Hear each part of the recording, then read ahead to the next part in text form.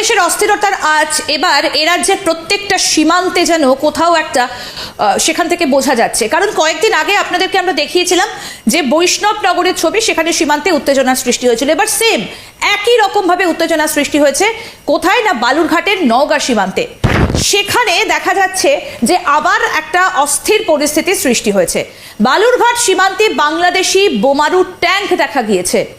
ভারত সেনা কি করবে? ভারত কি চুপ করে বসে থাকবে? আসুন আপনাদের ছবিগুলো আগে দেখাই। এই যে সীমান্ত, অর্থাৎ বালুরঘাটের যে সীমান্ত, সেই সীমান্তের ছবি আসুন আপনাদেরকে দেখাই। সেখানে ইতিমধ্যেই কিন্তু ট্যাঙ্ক দেখা যাচ্ছে, মাটি খোঁড়া হচ্ছে।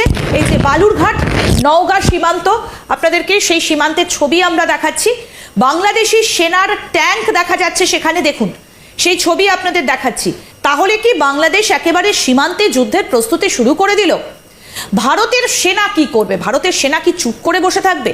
আসুন পরের ছবিটা দেখাই, যেখানে ঢিবি তৈরি করছে বাংলাদেশের তরফ থেকে, ঢিবি তৈরি করা হচ্ছে। আসুন সেই ছবিটা আপনাদেরকে দেখাই, এবং তাক করে রাখা হয়েছে বর্ডারের দিকে।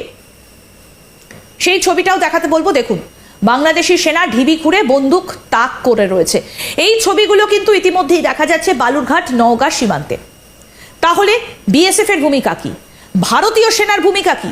আমরা এই নিয়ে আলোচনা করব। আমাদের সঙ্গে এই মুহূর্তে সরাসরি যিনি রয়েছেন তার সঙ্গে পরিচয় করিয়ে দিয়ে বিএসএফ এর প্রাক্তন ডিআইজি সমীর মিত্র এই মুহূর্তে আমাদের সঙ্গে সরাসরি রয়েছেন।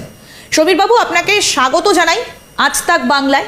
এই যে বালুরঘাট সীমান্ত, যেটাকে নওগাঁ সীমান্ত বলা হচ্ছে, বাংলাদেশের ট্যাঙ্ক সেখানে দেখতে পাওয়া যাচ্ছে। বিএসএফ কি করবে? ভারতীয় সেনা কি করবে? নিশ্চয়ই চুপ করে বসে থাকবে না। না, সেটা তো স্বাভাবিক। আমাকে যদি কেউ ট্যাঙ্ক নিয়ে আক্রমণ করে, আমি তো তাকে ফুলের দস্তা নিয়ে দাঁড়িয়ে থাকবো না যে ভাই ট্যাঙ্কে খুব ভালো হয়েছে, নে ভাই। এখন এটা যেটা বোঝা যাচ্ছে যে it is an effort to intimidate the government of India or government of West Bengal or BSF or paramilitary any force. আমাদের এখন যে প্রথম যে দায়িত্বটা হয় সেটা হচ্ছে যে আমরা আমাদের বার্বড ফেন্সিংটাকে আগে শেষ করতে হবে। সেখানে বাধা দিয়েছে, আমরা মেনে নিয়েছি, কিন্তু এটা তো রুটিন হতে পারে না। সুতরাং কোনো না কোনো জায়গায় একটা হয় ফার্ম স্ট্যান্ড নিলে, আর তা নাহলে যদি